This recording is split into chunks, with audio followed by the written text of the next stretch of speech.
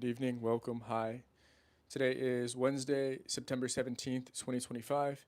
Today we are going to be talking about how I was able to bounce back from a shit day yesterday, today, and line up 3 dates for myself.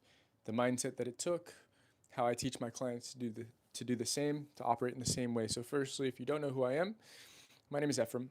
I'm 25 years old, and my dating life used to suck not that long ago. About 2.5 years ago, I was stuck swiping on apps and would usually never get a match for months at a time.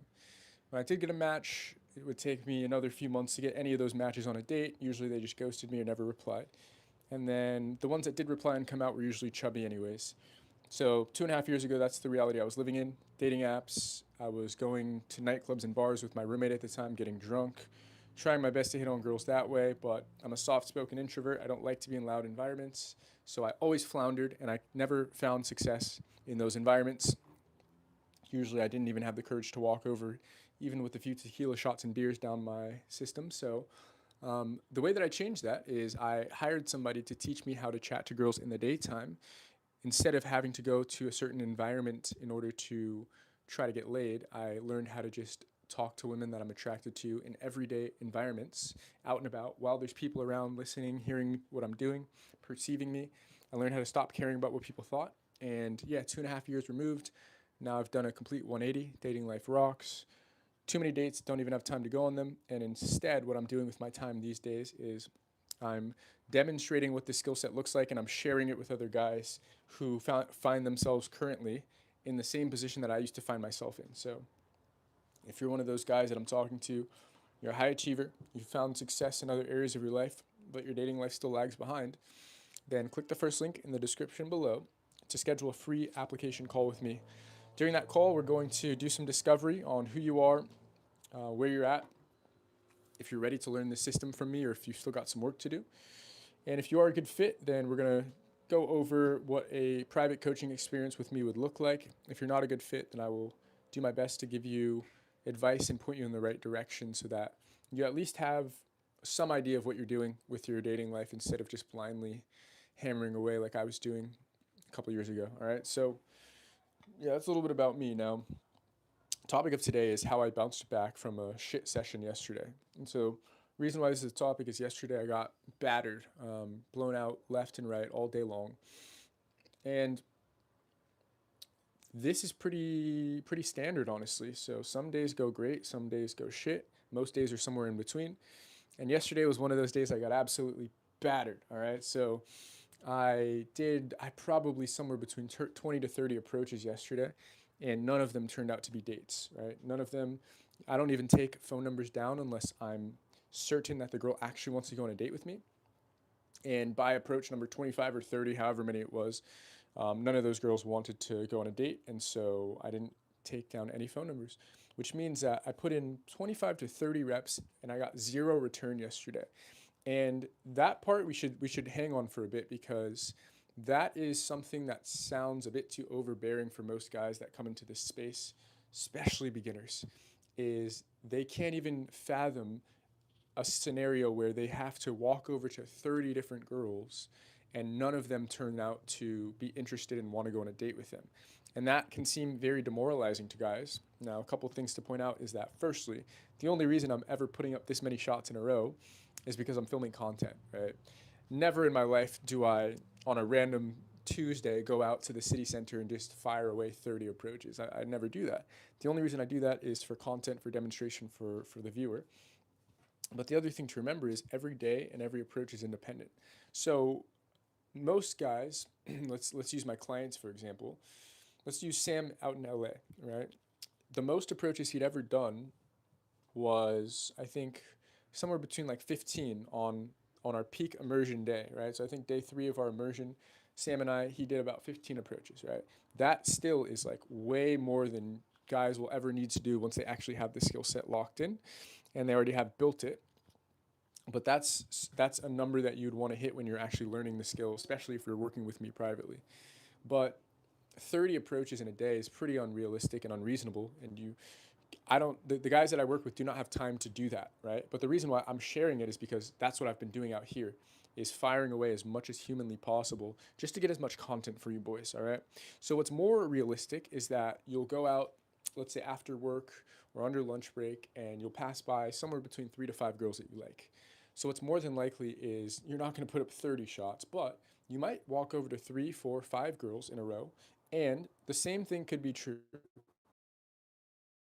Interested, available, maybe they're married or dating someone else, maybe they're all in a rush, and that's just the reality of the skill set, and that's what I hope my clients understand and accept, is that some days end up either being just do not go your way, just like life. Some days in life just don't go your way, and that is totally okay. The good news is the world keeps turning and the sun rises tomorrow regardless. So yesterday was one of those days for me, right? So even out here filming content, I got 0 dates lined up, and so it could be easy for guys that work with me during our private coaching. It can be easy for those guys to get very demoralized when, let's say, they've done something similar. They've gone up to 5, 10 girls in a row, and none of them have gone well. None of the reactions have been what they were hoping for.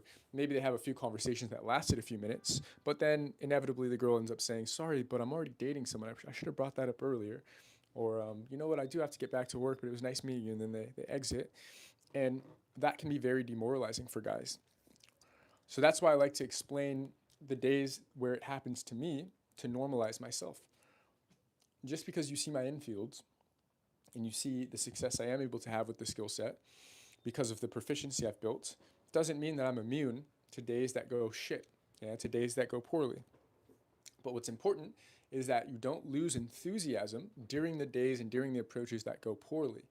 Instead, what we need to learn to do, and this is what I help my clients with specifically, we need to learn how to attach the importance that we're putting on the results, right? Inevitably, every guy comes into this space, they automatically take the importance and they attach it to the result. And if they get the result they want, they feel good about themselves. And if they don't get the results that they want, they feel shit about themselves. I teach guys to remove importance from result and put it onto action, because that is what we can control.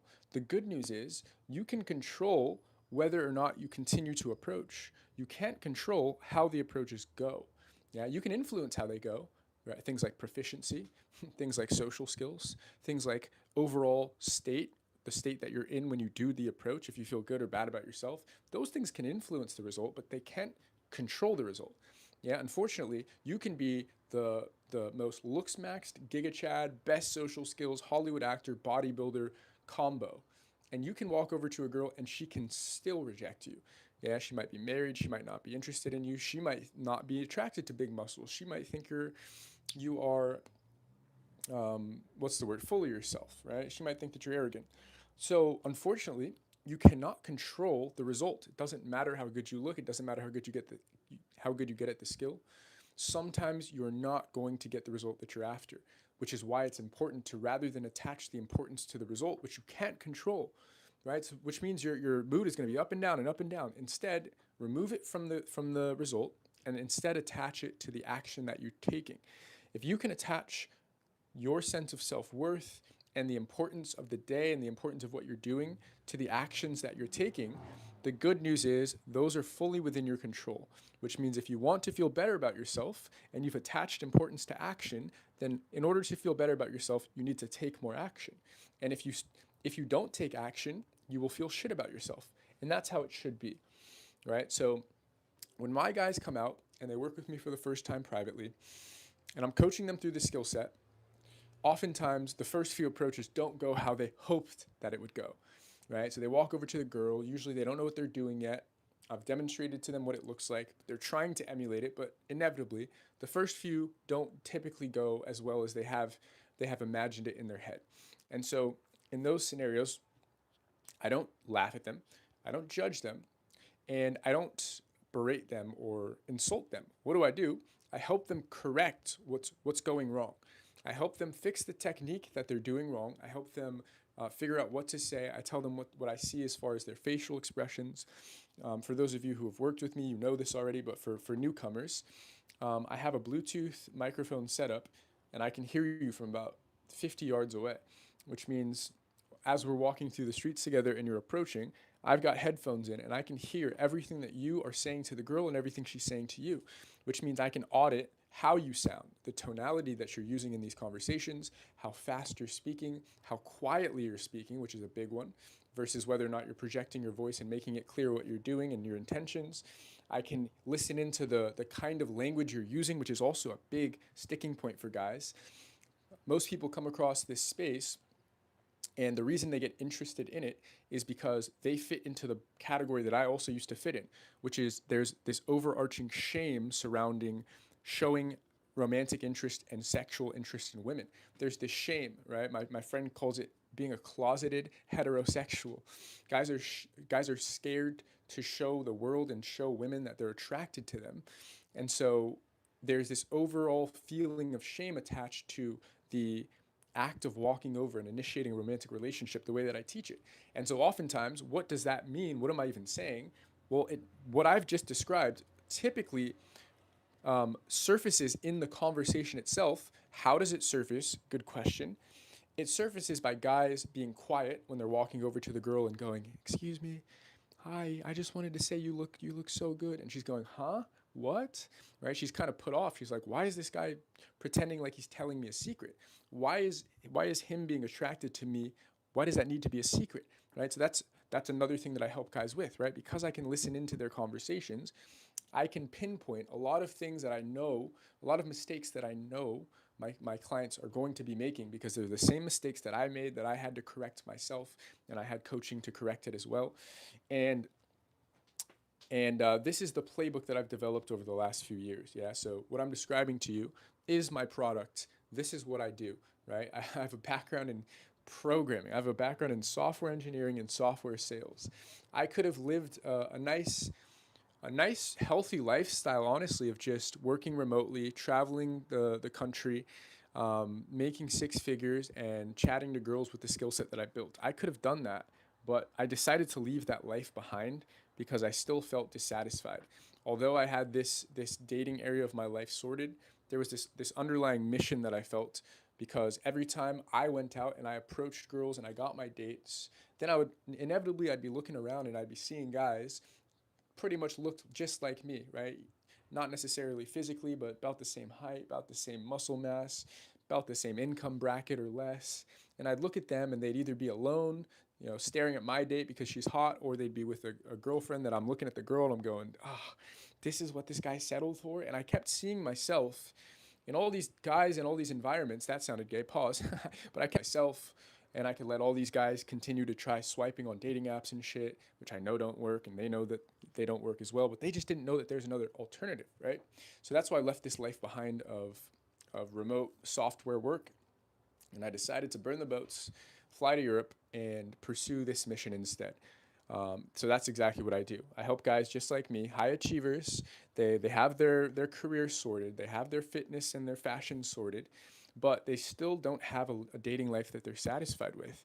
And they're trying to figure out why that is the case. It's like, how is it true that I can do all this stuff that the red pill rabbit hole told me I needed to do in order to get a good dating life? And then once I accomplish that, my dating life is still shit. How is that possible? Yeah, it's because the information that we were fed, spoon fed, was simply incorrect information. Okay, so look, this is me describing a day in the life, which was yesterday, that the approaches didn't go my way. Didn't get any dates lined up on camera for you boys yesterday. And so, once again, guys that come to work with me, that can be demoralizing for them if they don't get the result that they want immediately. So, what I do is I show my journey transparently to remind them that I'm no different than them. The same way I have days like this where I don't get any dates, they're going to have days like this that go the exact same. And I'm not invincible to it just because I'm better at the skill set. There's still days where all the girls I go up to are either taken, in a rush, or simply not interested in me. And that is okay.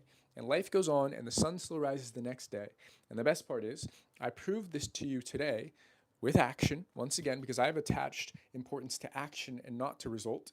If I was attached to, if importance was attached to result in my mind, I would have just stayed in bed and cried all day. Oh my God, none of the girls liked me yesterday. But instead, the importance for me is attached to action. So I sprung out of bed, I got my latte, I met Dirty Dan, the cameraman, in Victoria Street Station, and I filmed an uncut, and four approaches in, right, 4 blowouts in, and I had a 20-minute conversation with a girl from Tanzania, The conversation went phenomenal. We were flirting the entire time. Right? She had these freshly done set of nails, and I put my hand out. She put her hand in my hand, right? I just met her 5 minutes prior, and we're already holding hands, and I'm feeling on her nails, and I'm going, wow, these look so pretty. You look so pretty. So yeah, that was a fun conversation. Then the very next conversation after that uncut infield was a girl that was kind of on her way to work. She said she was rushing for a meeting. Still got her to stop and chat to me for a few minutes, and then I told her I wanted to take her out. Said I don't want you to be late for your meeting, but I want to take you on a date, take you out for a drink. She said yes. Got her phone number. Right. So it's like that was just the start of the day. Then we walked through Parliament area and found our way to Trafalgar Square.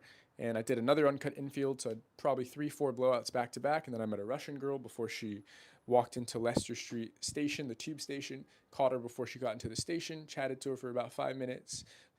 Kind of colder vibes, which I've noticed with Eastern European girls. They're a bit less bubbly, or at least they tend to be.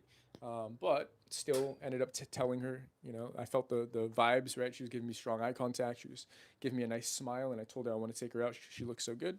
She agreed, took her phone number down, set up the date, right? In theory, obviously, as you boys know, these girls are just for demonstration. I'm not actually going on dates with them because I'm focused on you. I'm focused on your dating life. I don't care about going on dates for myself. I've had enough. So the reason I sped through that is because to me, that just sounds like a pretty standard day. To me, yeah, three phone numbers, 3 dates, so happy days, that's so great. Go Ephraim. I don't care though, right? What I'm trying to share with you is compare today to yesterday, right? So guys will go through both days, and both days are very common. Yeah, so you're going to have a day like I had yesterday where you get no dates, all the approaches you've done go nowhere, and you do feel probably slightly worse because you're like, oh, I wanted a date, I didn't get a date. Oh well. Good news is sun rises tomorrow, life goes on, world keeps spinning. And so then what did I do? I wake up today, I do the same thing, approach. Now I've got all these fucking dates lined up. There you go. So what have I proven to you? Every approach and every day is independent. So stop listening to the content creators that tell you that if you get red pill looks maxed, gym maxed, then you're immune to rejection. That's false. That's false. All right. Doesn't matter how big your biceps are. Doesn't matter how much money you have, and it does not matter the logo on the car that you drive. You're not immune to rejection the same way I'm not. The same way the guy who teaches the skill set is not. All right. So yeah, hopefully this is pretty normalizing stuff for you boys, because this is how I bounce back from bad days, right? And I don't even consider them bad days. I just consider them days where I didn't get the result that I wanted, right? But an easy way to put a statement over that is just to call it a bad day, an off day, right? How do we bounce back from off days? You just don't take them too seriously. Another thing that I did today, I made sure to do I made sure to do something today, which is have more fun in my conversations, right? I call it taking the piss. That's what my British friends call it. I've adopted it. Taking the piss. I took the piss all fucking day today. Yeah, I was chatting shit, especially the girl from Tanzania. We were talking about random shit. First she was telling me about how her dad was in software sales, and then like 2 seconds later she was talking about the USSR, and I'm like, how the fuck did we get to the Soviet Union? I swear you were telling me something about software sales, right? And it's just fun all around conversation, taking the piss, not taking life too seriously, chatting away, and just having fun. This process is not supposed to be militant. Yeah, I know the old school PUA guys, they tried to break this down so methodically, and they went vibe, stack, pull, nag, right? They're trying to tell you, you have to say this, you have to make an assumption. Oh, assumption stacking. You look like a girl from this area. What I think to be true about you based on the way that you're standing is, and they sound fucking stupid, all right?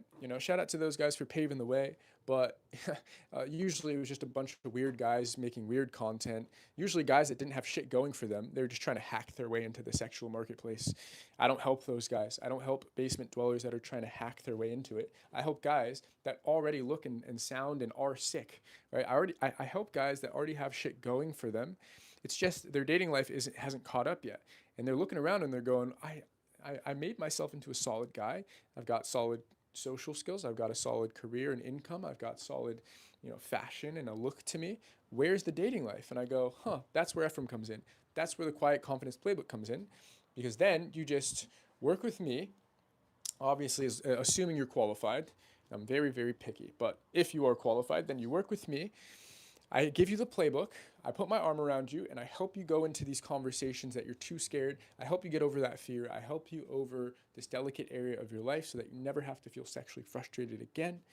And then you go back to your normal fucking life, except this time now you have a superpower in your back pocket and you can use it whenever you want. So now you can go out with your friends to bars and clubs if you want, but what's more than likely to happen, what's more than likely going to happen is you'll probably rock up to that bar or club with a date already. And your friends will go, "Whoa, Ephraim, who's this? Who is this lady? Did you meet her outside the bar or the venue?" And you go, "Oh no, I just met her earlier today. I was walking through the park and she looked amazing. So here she is. Now she's my date." And they're gonna go, "What the fuck? You met her at the park? What'd you say? How'd you do that? How'd you do that, Ephraim?"